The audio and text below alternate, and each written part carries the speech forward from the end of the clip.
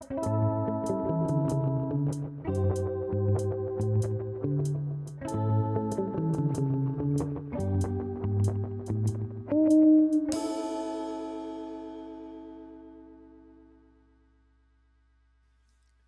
you're listening to Color Break, issue number 5. I'm your host, Cody Collects, and I'm here as always with my good friend, Christian, also known as Comic Book Stash. How you doing, dude? How's it going? We're all wearing hats. It's a good day. We are all wearing hats. Okay, so we got a pretty big guest here, guys. You can see it on your screen. If you're listening, we have Albert Loves Comics. How's it going, dude?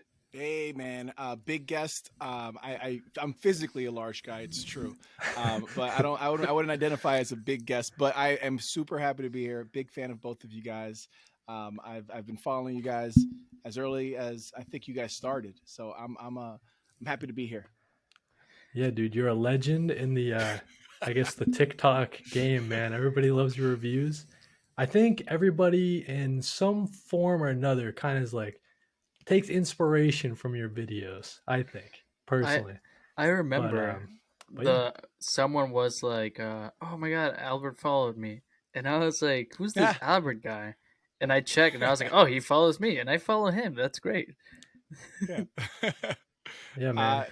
you know what it is. I think that the Instagram community for comics is pretty large and like it has a pretty good history. Like there's a lot of people there.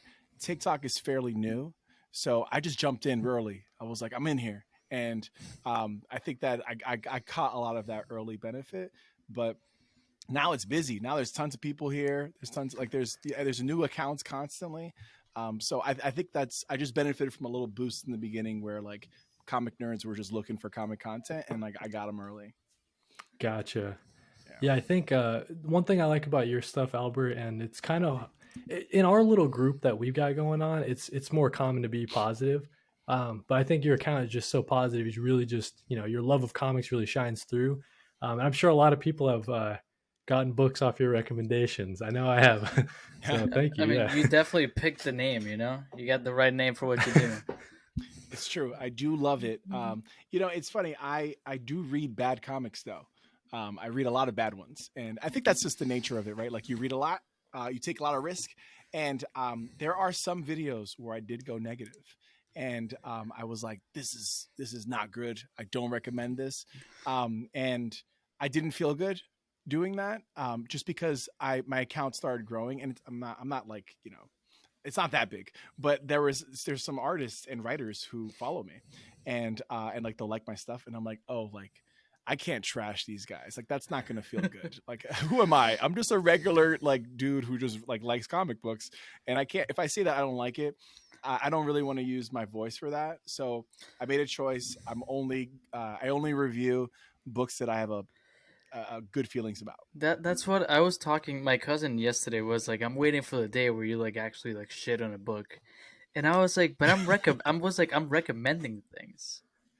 Yeah. Why would I recommend something that's bad?" And not only that, I want to ask you guys. I'll start with my story. I had someone big like my one of my videos because I also post like TV or like movie videos every now and then, and I talked about Over the Garden Wall, which is a show I love, and Mm. Fred Stoller. Who everyone I feel like everyone knows Fred Stoller, maybe not by name but by face. Um, he's in the show. He plays a horse, and he liked my video, and I was like, oh no, it reached. Thankfully, I said like the nicest stuff about this man, but it was definitely like I if I ever shit on something, they could know. Yeah. That's a good way to look at it, right? Like, yeah, we are just, recommending stuff. It doesn't have to, you don't put the label like a full on review on it. So yeah, that makes sense. That's actually a good place to start. Albert, I was actually going to ask you like your, I guess like how'd you journey into comics and comic book creation? But um, When I was younger, my father used to read a lot of newspapers and like would put them on the table, and I would go to the comic book strips. So like I grew up in New York City, so like the Daily News had it regularly, and there was I forgot what there was like Garfield and stuff. So I was always into comic strips, and then I got hooked into Calvin and Hobbes. I'm talking when I'm like 8 or 10. So Calvin Hobbes, I thought it was incredible because the jokes felt very adult and it was from the perspective of a kid. And there was just some like bombs this guy would drop. Calvin and Hobbes would drop like these like meta commentary on like the world. Have you guys read Calvin Hobbes before? Yeah, Love Calvin Hobbes. Yep. Yeah. So that was like my intro starter package. And then I started going to the comic shop when I was like 11. And I was really going there for the Pokemon cards. And I try to get into Magic. That stuff is too overwhelming for me. But I would go in there for that. And then I'd turn around and I'd be like, oh, there's Spider-Man there. Oh, there's a Batman comic for 10 cents. And like they were doing a promo. And that's when I started. So I started picking up like Ultimate Spider-Man, Ultimate X-Men, and I thought those were the main universes. So I was like, this is amazing. Like I'm catching it right in the beginning. Like I was very confused. And then I'd always pick up like trades every now and then. So I like the Flash at the library. I saw the Crisis on Infinite Earths. And I was like, there's so many superheroes in this comic book. This is insane. I need to understand this. And the first time I read it, I was completely lost and I think most adults are lost when they read that. It is so confusing. And I was like dead set on trying to figure it out. Like, I want to know who all these characters, there's 2 Flashes. What is this? So It's I like kept reading. Yeah. So I literally would just like read it over and over again. And then I'd pick up other comic books that were related. Everybody's, there's a million Batman stories. So I don't even know which ones I read, but I read a bunch of Batmans. And then as a like college student, as going into the professional world as a teacher, when I had like expendable cash, I'd buy trades. I read Watchmen. That blew my brain up because it was a superhero story that was just completely different than anything I'd read. And it was much more serious. And then this is my problem. I like having bookshelves that look good.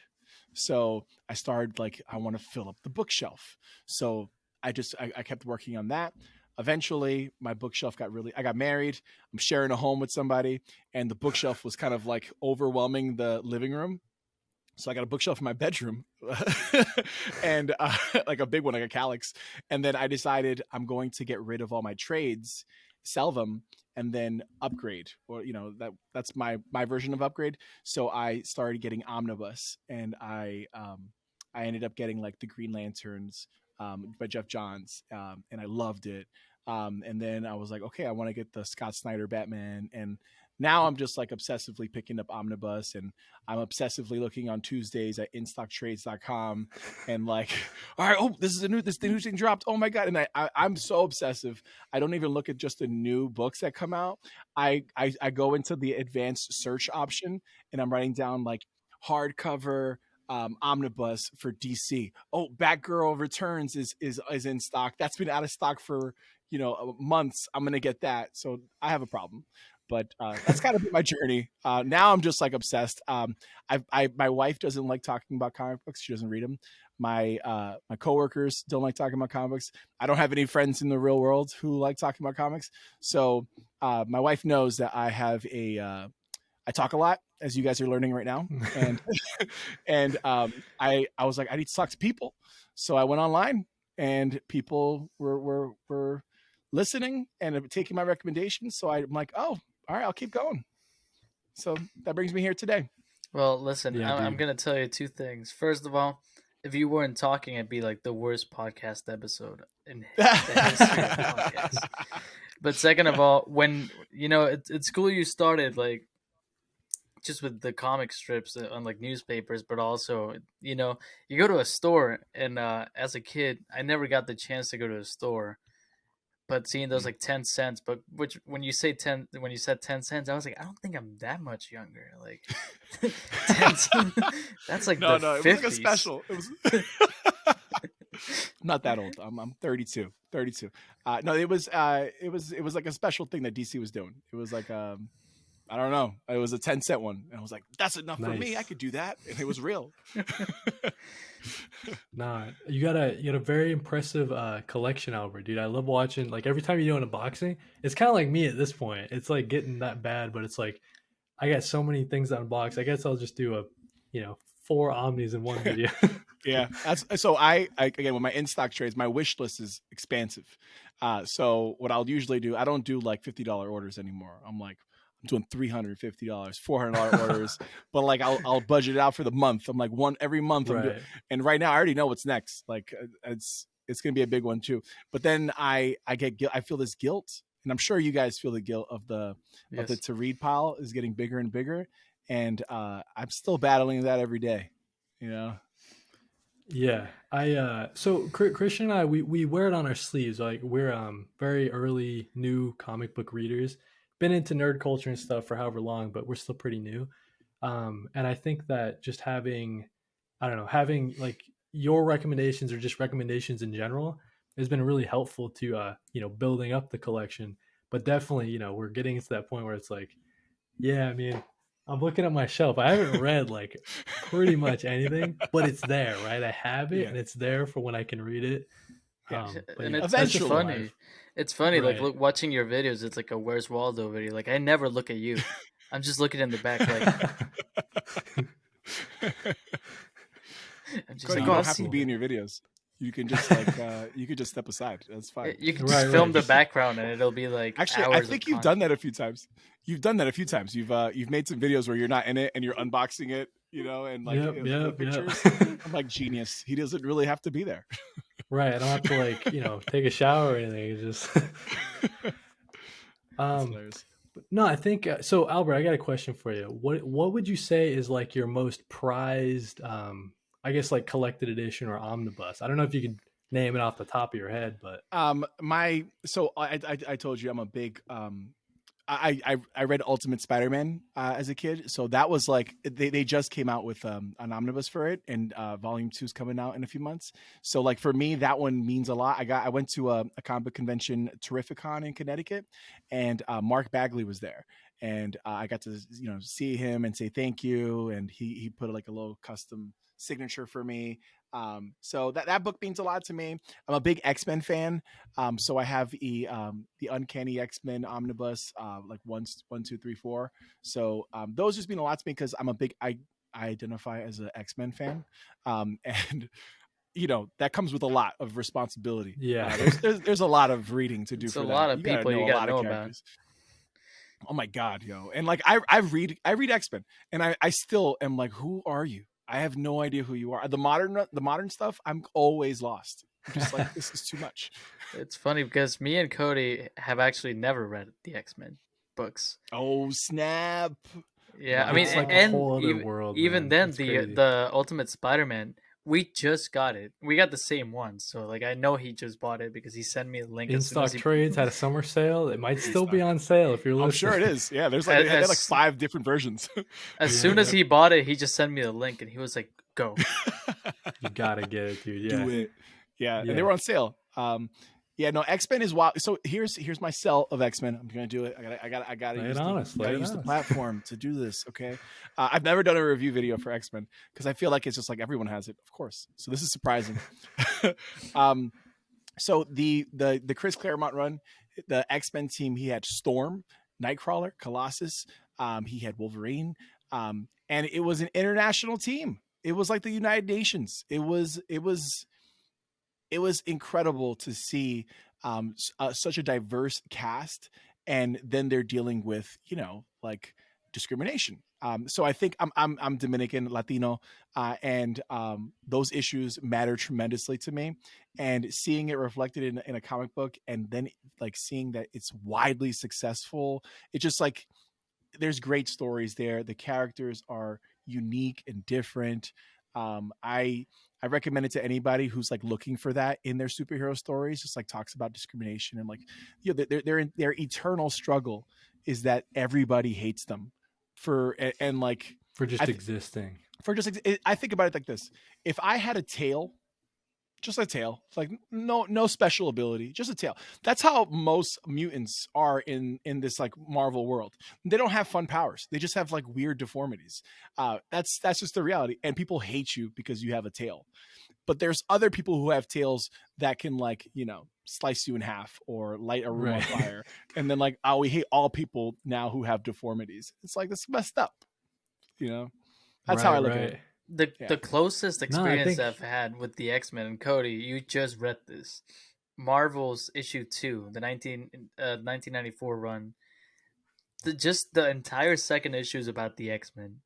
And you get Phil Sheldon throwing a brick at one of the X-Men. I don't remember who it hits. I forgot which X-Men he hits. Yeah. But no, Christian, that's a good point. I think that's a good like intro look. And then in the past, like I've read X-Men Grand Design, which is like I don't know if that's what people should start with. I mean, it sounds great in theory, like, oh, the whole history of the X-Men condensed into, like an 80-page giant. It's like the history of the X-Men all blended up, and just like you drink a smoothie of X-Men.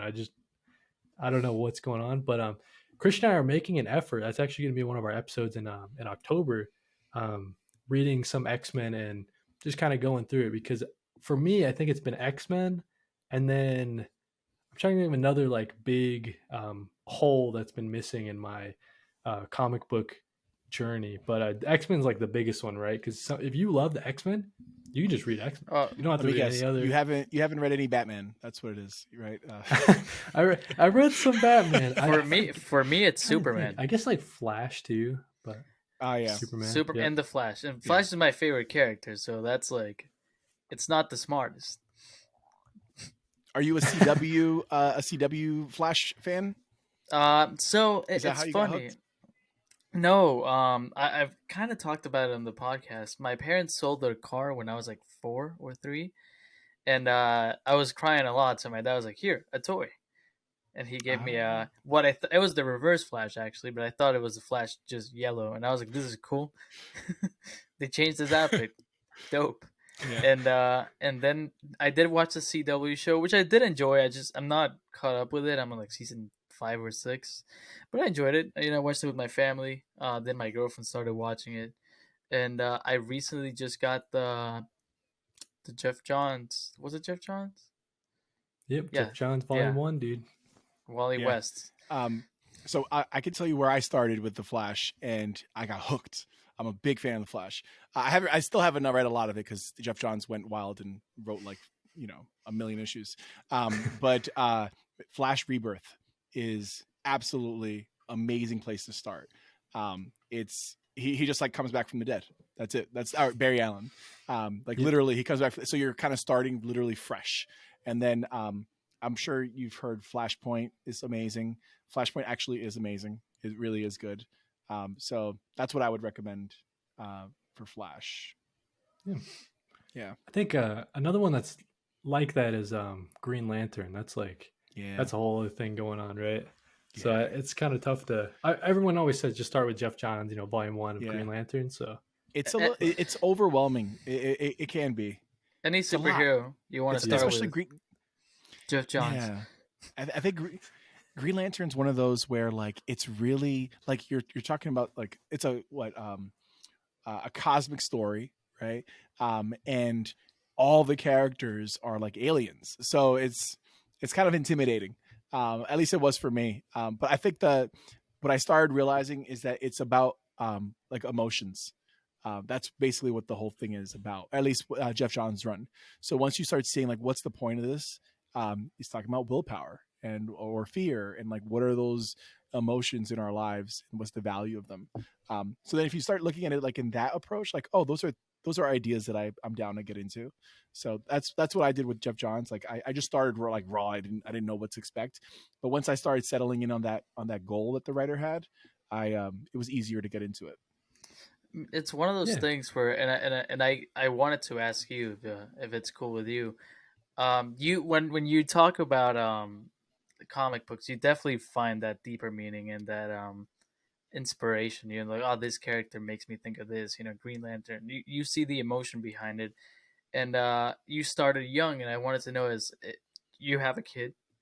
If there's anything you're doing or anything you plan to do, get them into this world, or you just want them to discover it yourselves, because absolutely as a kid watching these cartoons or movies like really like filled a void.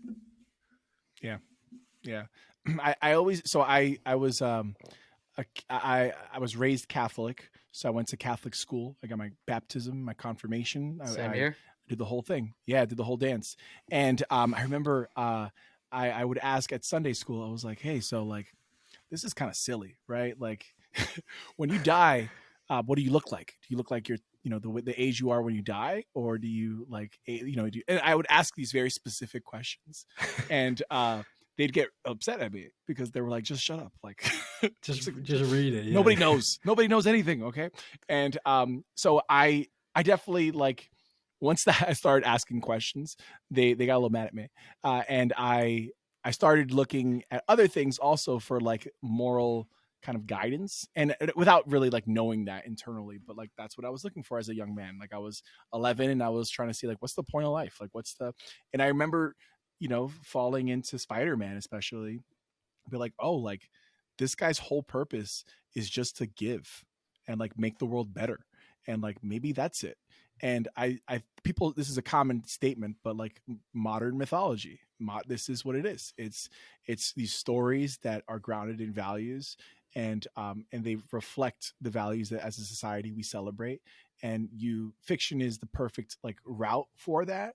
And I found that superheroes were the place where I found a lot of like direction. It's like the Batman doesn't kill argument, right? A lot of people disagree with it, and I try to find, the reasoning as to like, why should that be a value? Should us moving away from killing people, how does that impact our views on war? How does that impact our views on corporal punishment?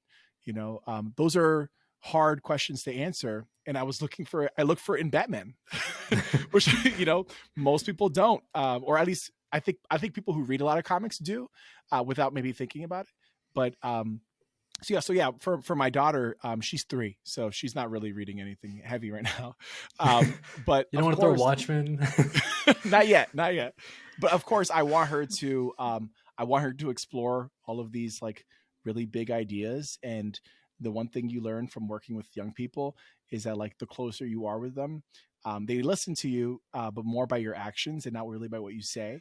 So the things that you have to learn, you have to kind of discover it yourself. So the goal is like to just push them towards places where they can learn, right? Like I can say to her, hey, share, but like, you don't really know the value of sharing until you have to do it and you have to receive sharing.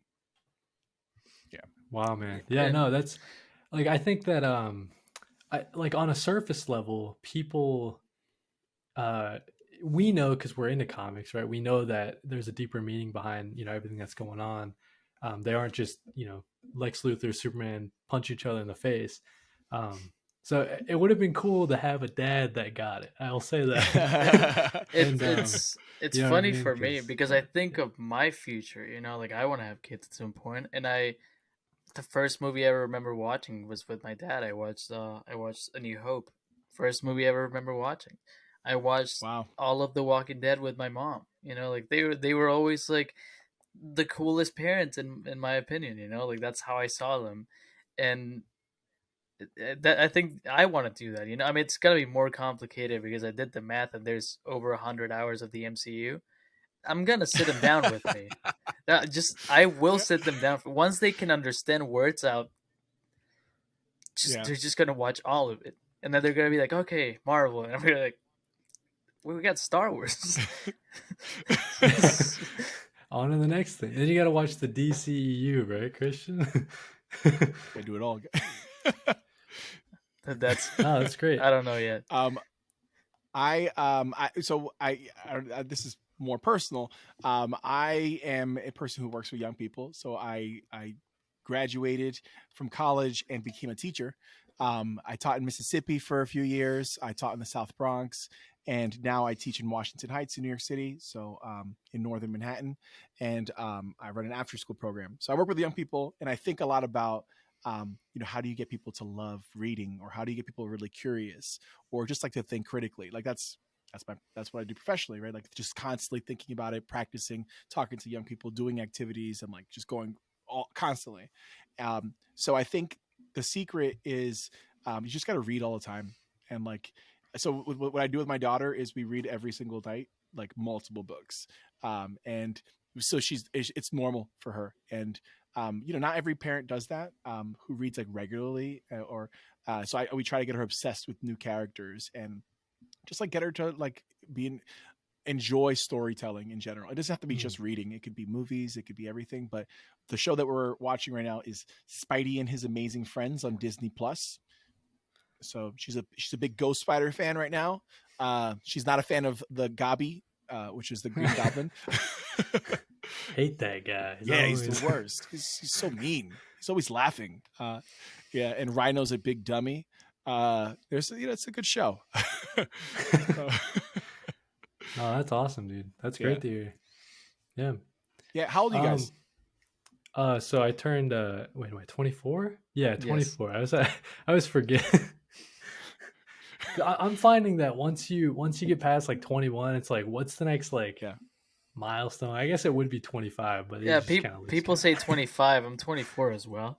People say 25, and I'm like, no, I feel like 30. You know, I can rent cars at 25. Great. No, right, because it's like you're close. Oh wait, I'm close to 25. That means you're almost 30, and then after that, it's all. I don't care about like aging. Like it's funny because my dad full head of like white hair, right? And I'm terrified of losing my hair. It's my biggest fear. People always the one compliment I always get is like, "Wow, your hair." I have no problem with it. It's just like my insecurity. The one thing people always complimented was my hair. And I went to the barber shop and I was like, "Can you check about?" They were like, "No, you're not, dude. You great." And then they were like, having said that, they were like, "Are you stressed? Do you have?" I was like, "What do you mean?" They were like, "Do you have people with gray hairs in your family?" And they just started pointing them out. And then I go up to my girlfriend. I'm like, "What's this?" And she was like, "I know." I'm like, "What?" You say that. It's just from stress, though. I have no problem with it. Like honestly, I'm embracing it. The more I get, it's just like another one. So like I could be 40. Well, like I don't care. Yeah? You know, I don't care about aging. It's like unlocking something new. It's like, oh wow, I survived another one. I think that nice. I forget my age all the time. Like I don't know if I'm 31 or 32. I'm pretty sure I'm 32. I do the math sometimes, but I never get asked how old I am, and I never have to bring it up. It's only like I have to remember my birthday, and that's it. So like that's not. There's when you're a kid, you're constantly being reminded, thinking about people. This matters. Like it doesn't matter. I used to work at a supermarket, and I would always get like, "Oh, how's senior year?" And I'd be like, "No." And they'd be like, "Oh, you're in college. How's college?" And I'd be like, "No, I'm not." And then people ask me, "Why the mustache?" If I shave, like I look like what 20 right now, max. If I shave, I look 16. That's hilarious. Right. Yeah, no, there were like used to be like moms who used to come in with like their daughters who like they'd be like, and I'd be like, "No, way older." So yeah, people always like when I shave, people think I'm like 16. I would pick up my brother from school, and like one time, like I would always get like a, "Hey, where's your pass?" But like, "Hey, you're skipping class." Yeah, I'm just imagining you like walking by a high school and they're like, "Hey, get back in here." My favorite one is someone said, "Hey, get in the bus. You're gonna miss the field trip," and I considered it. I was like, "Should I? What if we go to like Disney? Asked. Where are we going?" Where are we going? Right. It's gonna be somewhere lame, dude. It always is. Now, man. So Cody, you asked me what's my most prized collected edition. I'm curious about you guys because that's always a fun question. I've been trying to I guess like a goal of mine, right? If I had to like break it down, I'm trying to get like you name a character and then I'm trying to get their most like important or seminal run. So I'm trying to, I have like, Captain America, Ed Brubaker up there, the first 2 volumes and stuff like that. I think my most prized possession might be my Sandman omnibus, volume number 1. It's like the leather one. Yeah. It looks pretty nice. I guess it's out of print already, volume number 1. So yeah, it's worth a lot now. You sell it. Yeah. We're talking about it's like shot up to like $400 at some point. I don't know if it's still like holding at that level. And I'm like, I I have guess I'm just gonna. I don't know, but I have Why the Last Man, the absolute editions, oh, and nice. I was listening to like Gem Collectibles on YouTube, and he like casually brought up, I was like, yeah, that book's like worth $400 to them. I'm like, what? Like, I don't like that book that much. I'm about to make that cash. Like, it's good, but it's not like, I have a very like loose relationship with my stuff. Like, I am 100% willing to let go of everything and like start over. Like, I'm okay with that. I just I understand the nature of this. Like, we I can let go and we can get back. I can't, dude. I can't like this. This is empty. I'm like when I have things I need to collect. I'm like, and it's not like I'm not a hoarder because like if I have trash, throw it out. But like there's some things that are like, oh, my girlfriend bought those pills. Just associate a feeling with everything. I have like all my name Right. tags from every job I've ever worked, and Yeah. yeah, that's just how I do it. As I, far I as I used to do that. Yeah. as far Yeah. as Tell me what's yours. it's so it's not a great book. It's not a book that I necessarily loved, but when I was 11, and I don't know, I have to tell the whole story. When I was 11, my grandma died, and Mm. being 11, what do? I went to a friend's house and I watched Fight Club the day my grandma died. And Fight Club just Wow. distracted me. Yeah, no, I Did shouldn't you say you were have. 11? Yeah, I definitely like, shouldn't 11. have.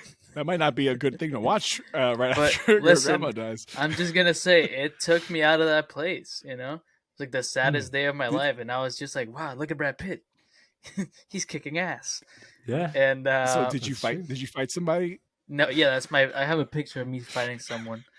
No, That's the Oh, I'm position. like, did you really? I'm like, oh my god. so Fight Club. I've never been in a fight. I'll say that right now. Fight Club. Don't try to fight me now that I've said this. If you see me in the street, I will run At, like away. a convention. No, but Fight Club #1 was a book, and then Fight Club 2 came out as a graphic novel. Well, single issues, and then they were compiled. And then Fight Club 3, I own both Fight Club 2 and 3, but Fight Club 3 I own, and it's autographed by Chalk Palahniuk. And it's my Wow. favorite, being my favorite movie, having Fight Club 3 autographed by Chalk Palahniuk. I don't know. It just made me happy. That's dope. I don't love the book. Well, it means something. There was a trend going on where people would show like their obscure collectibles, and I feel like that's pretty obscure. I've never heard of. I didn't even know that was a comic, so that's pretty cool. Right. I will say it's very interesting. It's just not Fight Club 1, if that makes sense. Yeah. Yeah, Like it's Chalk so- Palahniuk, yeah. the author, shows up in it, and that should just give you an idea of how wild it is. Right. Yeah. But it's a beautiful like story. Like it's honestly like some of the most creative art I've ever seen, and I'll send it to you at like pictures after because I think it's worth it. I definitely thought you were gonna say that like you got into a fight right after watching the movie because you were so emotional and No. like you wiped. I was you 11, wiped your discover man. comics to I was 11. After watching Right. Fight Club, when you're 11, you just like think of death and other things. But like Hey, you I process work, it better. I work with 11-year-olds. I work with 11-year-olds. Those kids are Show wild. them. They're Show emotional. them Fight Club. Yeah, show but- But so I was gonna say, so Albert, I answered your question from a monetary like Oh, okay. thinking, I guess, and that's not good, right? You gotta have sentimental. So I guess my sentimental thing would be it's a first edition hardcover of Marvel's, like the year that it came out. I actually got that. She's part of the crossover comics community, I guess, but Ghost Dad Comics. It's not as active anymore, but she still pops on Discord every now and then. She started selling stuff on Whatnot, and Oh, I cool. bought it from her for like a pretty good price. I heard it's a good story, and then that's a story that I really fell in love with. So I think it's cool to have there's like some behind the scenes things of Alex Ross going through like his artistic process and stuff like that. I think those pages aren't collected anywhere else. Yeah. I might be wrong on that, but I'm pretty sure that's like specific to that edition of the book. So that was cool to see, just to see Alex Ross, and he gets all his friends to like pose in like the way that he would paint them on the panels. So his friends have like made up props like made out of wood and cardboard Yeah. and stuff. yeah, Just like Alex Ross standing there, and he has a YouTube channel. It's fantastic. Yeah. Just I didn't watching. even know I had a YouTube channel. That's awesome. Yeah, that's Go for sick. Yeah, dude. Are you a fan of Daniel Warren Johnson? I've been loving everything Daniel Warren Johnson's doing lately. Yeah. So like, I mean, we talked about it in the last episode, last issue, me and Christian, but Do a Powerbomb. That Amazing. series is like, it's blowing my mind right now. I have Murder Falcon, the deluxe edition. And actually, I think I got that after seeing one of your reviews, Albert, if I'm not That's mistaken. I was gonna say. Yeah, but no, he's great. And I got Wonder Woman Dead Earth very recently. So yeah, excited to dive into Daniel Warren Johnson. I've talked about this a little bit, Albert, but I'm in like kind of a reading slump. I've only maybe in the last like 2 weeks, I've only read, I don't know, like 5 issues. I'm having like a little bit of trouble just like Is it 2 months? sitting down and reading. 2 weeks. Yeah. Oh, okay. Not 2 months. I was like, that's a big slump. Right. But I'm still collecting, right? Because when you're out of the slump, you're gonna want to read something. So Yep. I hear you. No, I get those slumps all the time. I feel like there's the biggest thing is like there's no shame. Like there's no, you don't have to. You can just like you don't have to. There's waves. Sure. You can take a year off. It's okay to like treat this as just for fun. It's just a reality. Well, Cody's doing something smart, and I think it's like a great segue to you. Cody, what are you doing to get out of your slump? You bought a book. What am I right? doing to get out of my slump? Yep. Okay. So, Albert, this episode or this issue, our big topic. Sorry to switch gears on you. No worries. But very recently, and I know this from watching some of your videos and Christian as well. But us three have been trying to get into manga, actually. So that's kind of where I wanted to head and steer this. Just kind of talk about maybe Albert, your initial experiences with manga, because I know it's something that you're diving into for the first time. So yeah. I would do a lot of live videos where I would like, hey, help me choose what I'm going to read next, and like I just go through my collection and like have the camera pointing out and like that kind of stuff. And I got so many manga recommendations every single time, and I'd be like, hey, I'm going to write that down. Never wrote it down. I was like, I'm not doing this. And then I ended up going to a comic book store, and actually. Before that, there's other people I followed on Instagram, like where they just show pictures of their shelves, because that's what I'm into. As I mentioned before, love a good bookshelf, and I kept on seeing Junji Ito. Like the spine of that book just looked phenomenal, so I always kept it in the back of my mind. I went to a bookstore, and I saw it there, and I was like, you know what? I'm just gonna grab it. Just gonna pull it in because it was cheap. And that's the number one thing that I've learned about mangas.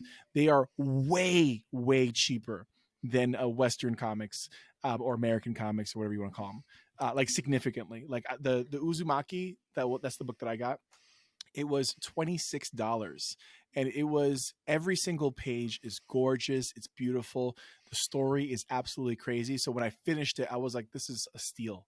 Like this is the most undervalued book. They could have sold bang for your $50. buck for sure. Yeah. So my whole feeling about manga is I've only read like 3, so I don't have a lot of experience. Right. But it's legit. The rumors are true. I'm gonna say this one last quick story. So I work with young people. What we did over the summer is we gave 30 kids $20 to go to the bookstore, and we did 5 different bookstores, and the goal was to get them excited to read. So, and to not have any rules. They can pick whatever book they want. I mean, we have to approve it, right? So they can't like pick like, erotic Playboy novels. Yeah. But I was really trying to let them like pick. So like I had one kid who was 12 who picked like World War II genocide history. And I was like, all right, fine, you can get that. That's heavy, but like you're about to go to 8th grade. I guess it's a little bit like Fight Club. But, So, anyways, I gave the kids $20. They walked into the store, massive store. The majority of the kids, like 28 of the 30, went to the manga section first. And I'm like, I can't be the old guy who doesn't know what these young people are reading. You gotta hang, right? There's something there, right? And I get it now. FOMO. It's really good. Yeah, FOMO, 100%. But I also I want to know what's going on. Like, I want to know what great stories there are, and I will highly recommend Uzumaki from Junji Ito. It's October. October's coming up. It's horror time. It is a weird, twisted, story that you have never read anything like. I made a review on it. I had no idea it would pop off. I'm still getting people liking it and writing comments today. I wrote it like 3 months ago. It's got like 380,000 views. Like, it's blown up. You said you're not a big people love this. TikToker. I got like 400 reviews the other day, and I was like, it's you know what it is, honestly. Like, if I review a book that's very popular already, and I do a review that's like decent, then it's way more likely to go up. If I review a book that nobody knows about, the success, what I call success, is completely different for that. So like, if I get 10K for that, I'm like, awesome, like that's great. If I get, I'm at a point right now where I'm getting an average of like 10K for the reviews of books that are less known of, and then anywhere between the 10 and like more to for books that are very like highly popular. So if I did a Watchmen review and like I did an okay job of it, that would probably pop off, right? But I also don't want to just read the most popular books and like just try to get high views. Like, oh I'm no, trying to read books that I like for 100%. fun. It's one of those Yeah. things, and you do this with your reviews. I know I do them with mine. If I'm reviewing a book that I have read fully, I will set up a green screen. I'll set up a DSLR camera, and I'll edit all of it on my computer, because I'm like, this book deserves to be recognized. I don't care if that video gets 100. I don't care if that video gets 50 views. I put hours into it, and I don't care how many views it gets. I'm happy with it. Yeah. And it's just because I like to display the art in the background, and I like to show everyone like an actual like good review. I studied film, so it might just be me trying to be super extra and show off my skill. But but I think that's like, this is a creative platform, right? Like, it's overused, but like, it really is creative. Like, you literally get to control every single piece, and it reflects you. And I think that there's no problem with like putting in your all and trying out new ideas. Like, that's awesome. And I remember I've heard many times that you were a film student.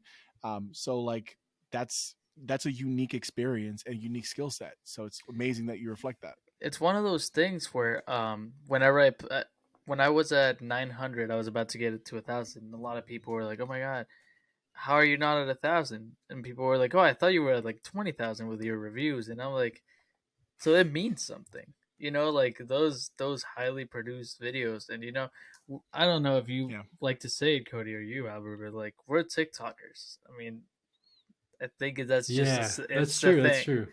And it's not just about like, hey, I got this thermos and it's great. No, like, if you're trying to sell something, like you're trying to sell an idea or an experience, you gotta put a lot into it. It doesn't have to be highly produced. It doesn't have to be beautiful, but you have to show that like you really care. I do a script. Like, I do a straight up script. Like, I finish reading it and I'm like, all right, what do I want to say about this? I start typing it out, and I go through multiple like edits, and then I go talk to my wife, and I'm like, hey, what do you think about this open? Do you think it's like interesting enough? And then she'll shoot it down all the time. I'm like, fuck, okay, all right, let me try something this, like, I just did a review of what did I do? A review of Lock and Key, and I was like, this is the best review I ever did my whole life. And she shot it down heavy, and I was like, okay, that was and then I was like, I'm gonna do it anyways. And it did okay, but usually she gives me the okay she approves the heavy hitters. My screening process is with my girlfriend and my parents. Like, my parents will watch every single video, and my girlfriend sometimes is there with me when I edit, because she also studied film. And she'll always be like, it's the 20th time you have watched that 3-minute video. Do the math. And I'm like, yeah, but the subtitles, I got to make sure they're right. And she was like, you've checked them. And I was like, yeah, but you never know. Also, like, I've only lived in the U.S. for 6 years. I sometimes miss spelling errors, so I make sure I get those 100%. And I don't script mine just because I just like riffing and like talking about things, which is why you'll hear Yeah. me say like the art is fantastic, man. The writing fantastic. I actually think this book is fantastic. Overall, I'm gonna have to say it's a fantastic It's book. very good. No, I think you know, like I think having a script is really helpful. I never made it like that far, like doing a full typed out script, but I do like bullet points of like, you know, top Yeah. points that I want to hit, and I kind of, you know, weave in between it.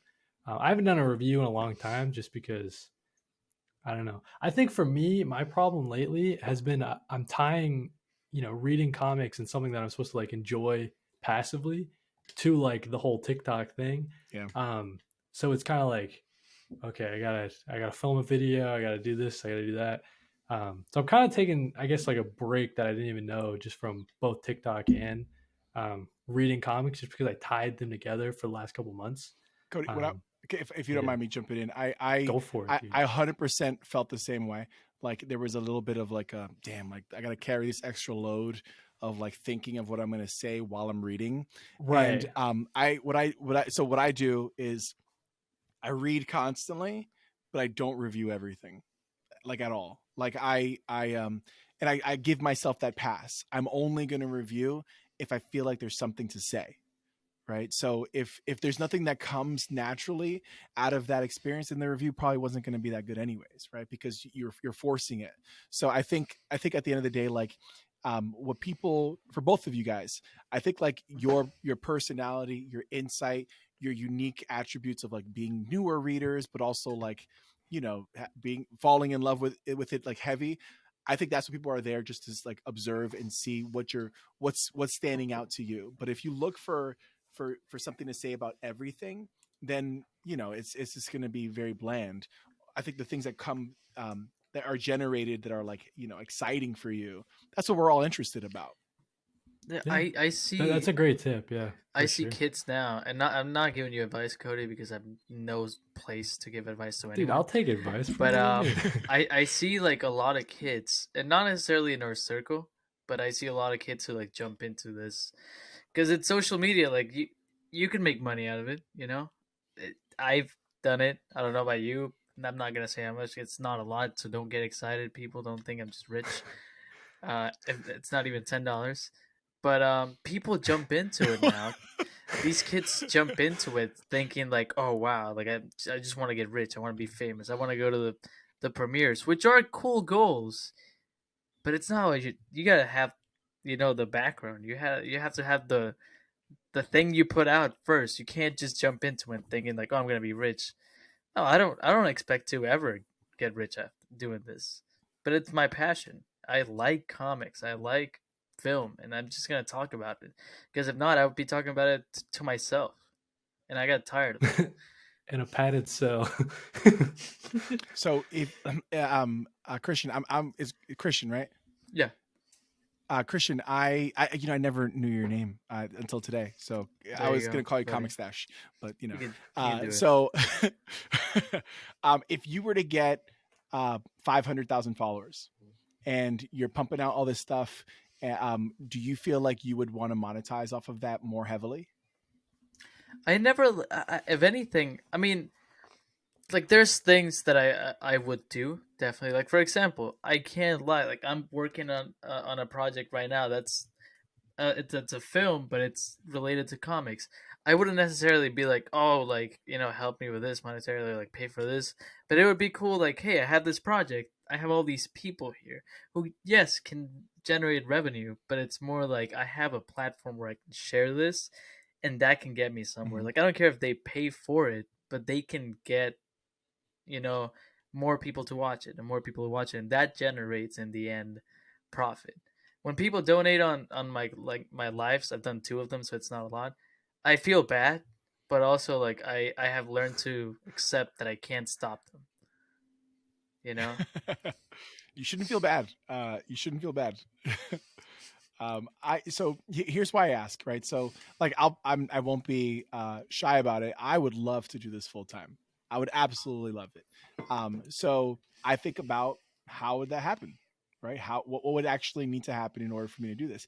I made a review of The Many Deaths of Layla Starr, and it got over 1 million views. And Yeah. I thought to myself, I'm like, bro, how many people bought this book because of my video? And I'm not saying that in like a, like I deserve a cut, but a part of Right. me is like, yo, like I gave him a free commercial, and that wasn't my intention, but I felt a little bit like it would be great if I could have a little bit of cash from this experience of like promoting a book, and maybe doing it like with the support of a publisher or the support of the creators. Because if you think about how if you're a small business or a large business, like a multi-million-dollar business, and you are advertising your stuff, how do you do it? And most of the time in the past, it was through magazine ads or comic book ads, maybe commercials, maybe radio commercials. Nobody's doing that anymore. They're going to social media. Nobody's even looking at those places. So it's not crazy to look for like social media influencers or just people on social media to like promote their stuff. So I have made videos for publishers before, but again, only like if I actually like the book, and that's a path that I'm like I'm interested in, but I'm always curious. Like, is anybody else down for this? Like, we can collaborate. We can share contacts. We can share how much we charge. Like all that kind of so stuff. weird. It's so weird because you don't know how to like. I'm not like. I would love to do it. That's the thing. I say I'm not seeking money, but of course it'd be great. It's just I don't make it my main goal right now because I am enjoying it and I don't want Yeah. to turn this just into like a money thing. If I get money, please. Yeah. But it's so weird because you do have people. I have people sending me stuff. I have people sending me books, and I tell them like, hey, you want me to review this or you send me this? I will be honest. If there's something I don't like, I'll say it. I'm not here to shit on your book, but that's just how people buy that. Sometimes I Yeah. see something and people are like, oh, I didn't like this, and I'm like, I like that. So even those bad comments, can generate people buying your thing. So when people send me stuff, even if they're like, hey, we just want to send it to you so you can have it, I review it because I enjoyed it. But it's kind of hard because I'm not gonna like sit here and be like, hey, it'd be great if Marvel like send me a book. I love it. Like, Yeah. hey, I'm not reading the X-Men yet. Marvel. But it So is. I guess like if let's say Marvel sent you an omnibus, right, and you did a review of it, and you got people to buy tons of those books, and all you got was the book. And I'm not saying that like all you got, but like they were using you as an ad. 100%. You know what I mean? And like normally they would pay for that, and that's why I mean like I think the reality is of like when we're talking about comic books, there's obviously the part that's fun, and there's like that's the only reason we're doing this in the first place. But there is a value that we are creating for the industry. Oh, 100%. And I'm very curious about like how do we like monetize that possibly. I'm not saying we're owed it or guaranteed it, but like this is a new terrain. TikTok is a new field, and like these answers are not there, and I'm always curious about what other people are thinking about it. I mean, So I was I'll going be to ask honest. you, Albert, how long have you been doing the whole TikTok thing? I think March of 2021 or Nice. 20. Yeah. So yeah, maybe during COVID. I feel like 2020. It all maybe? blends together. Yeah. I think a I year. started this March, so you're a year ahead of me. Oh, okay, then maybe that's what it is. Yeah. I think it was 2 years. It's funny Okay. because, like, for me, there's two things. I do see this, like, especially like even Color Break. This podcast right here. It's a business. And that's where like I always say like for crossover comics, like for example, we have the crossover comics TikTok page. If someone's gonna post something, we have to look at it first. Not because we're gonna see if like you actually said like like, oh, that was good editing, but no, we have to make sure that like we say the right things, that we're morally correct and all those things. So it's interesting because I didn't jump into it as a business, but it is a business. Me and Cody are business partners in some ways. So it is an interesting world to live in where you're just like, oh wow, I could get paid for this, and I'm getting all these Yeah. gifts, and you kind of feel like obligated to like make a video about it. But sometimes they're like, oh, we're just sending it to you. Don't make a video. You don't need to, and you're like, I need to. Yeah. I get it. I get it. So Albert, I guess, do you have any other tips that you would give to like anyone who wants to start making like comic book TikTok? Because I remember that was like a question that I got a while ago, and I still feel like I'm kind of new at this. Like I can give you some advice, but it's like, from the expert, from Albert, right? Well, What do I you- still don't feel like an expert, but there, I guess I'll share like strategies that help me. I think the intro, the hook that you bring in is super important.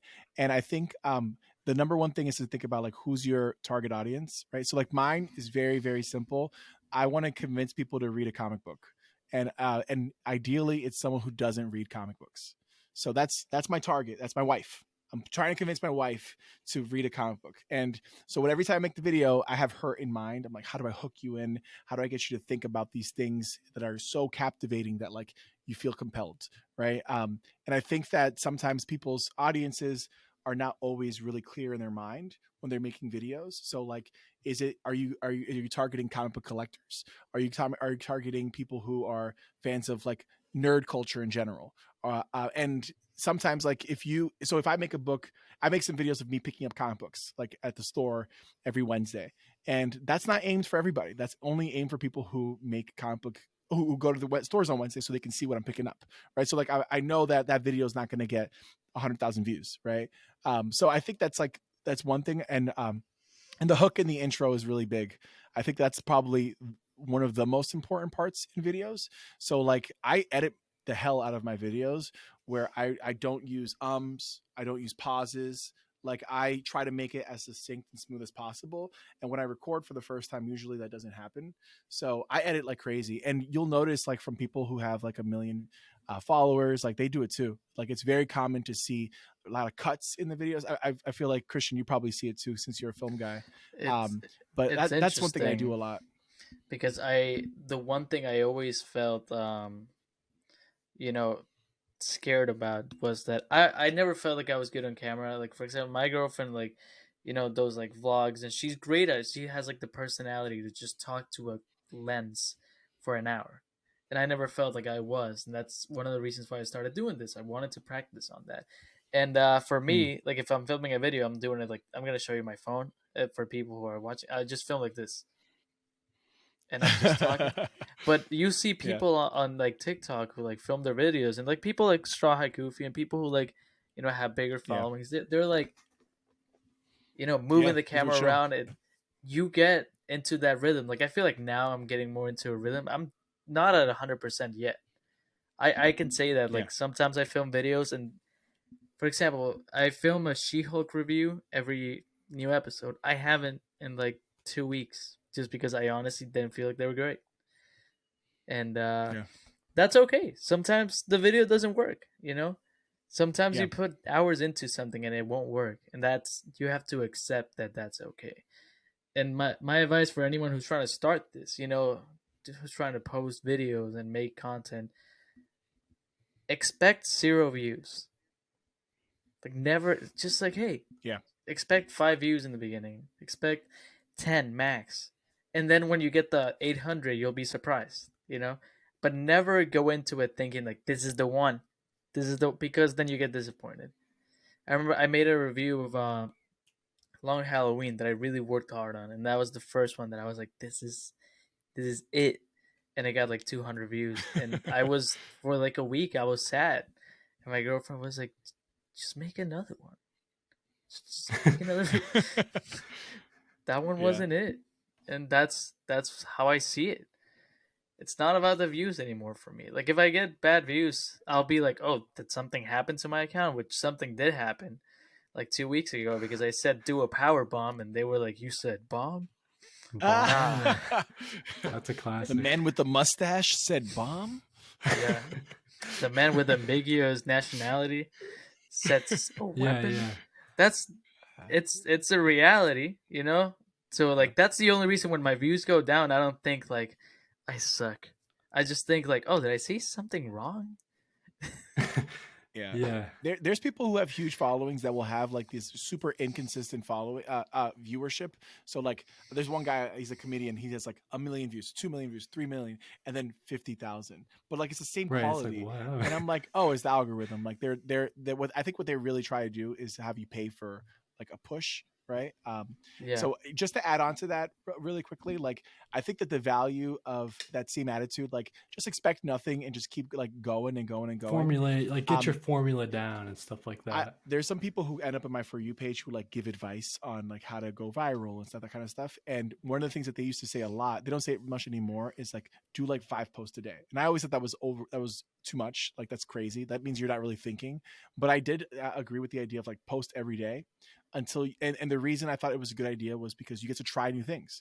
I think doing the same thing over and over again is and getting the same result, you know, it's insane. So what you should always try new things and just like don't be afraid to try to just get creative. And my last thing I will say, I think that I got really into this in the beginning, but like I put my face in every video for a very long time, and then I stopped doing it, and I got a lot more views from that, and I thought that was very interesting because I've always heard the Right. opposite. But I think I got it kind of freed everything for me, where I was like, I don't have to show my face at all. Like people sometimes are just interested in what you're talking about, rather than and what I've been told a lot is like people appreciate that my reviews I show the book, and I stopped putting my face in the little bubble, and I'm like, I'm just gonna show you what I'm talking about. Yeah. I mean, this has been like such a great conversation. I know initially, like, I was thinking that the big topic would be like a manga thing, but as a backup, I was also thinking like asking you for content creation tips and comic book creator tips and stuff like that. So, this conversation has like revitalized me. I really feel like I just want to start making videos again. And I think that I got to a point that this is also why I kind of wound down, and I went from posting every day to I think I posted in the last week or so, just because I've just been so down on it. Yeah. But yeah, I do think posting every day it did get me over that hump, crossing like maybe 1,500, and then even nowadays I still get a ton of like followers every day. I get like 5 every day just from doing nothing. I haven't posted in a long time, but I think that freedom of posting every day did give me an opportunity to try a whole bunch of different things. Found what really worked, and for me lately, it's been like a lot of like unboxings and stuff. So I've kind of been using that as a crutch, just because I know that it'll like perform up to my standard or whatever. But I definitely want to get back to trying other stuff out. But yeah, this has been a great conversation. Christian, I guess I'll throw it to you, dude. Any last words? Albert, you said posting every day helps you find new things, and you find ways to like change your rhythm and new techniques. And for anyone who reads comics, I will say same thing. You might see people who read Batman and the Avengers, and that's cool. That sells. People watch those videos and people make those videos. But check out indie comics. If you see a cover that's just great and you know nothing about it, once you read it, you'll know something about it. I lost him. I think I lost him too. Okay. But I agree with everything he's saying. I'm sure he's probably still going. He might be. Okay, actually, you know what, Albert? Yeah. I'll give you the floor, dude. Any last words? I just all my gratitude, man. Thank you so much for letting me hang out with you guys. I guess I'm a big fan of what you're doing. You guys you have a very genuine love for the comics, and you pick up almost the same books I do. You have the same omnibus that I pick up, so I'm like, oh snap, like he's my reading buddy.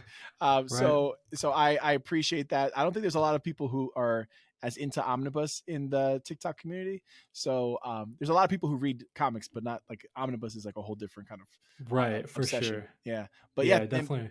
Thank you so much for letting me hang out, man. I'm always happy to jump back in.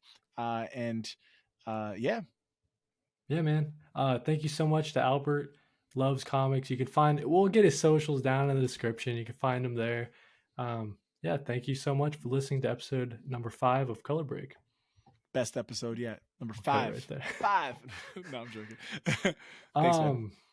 I don't know what happened. Maybe the hurricane got him. Oh my God. Oh wait, I'll hit stop. That's-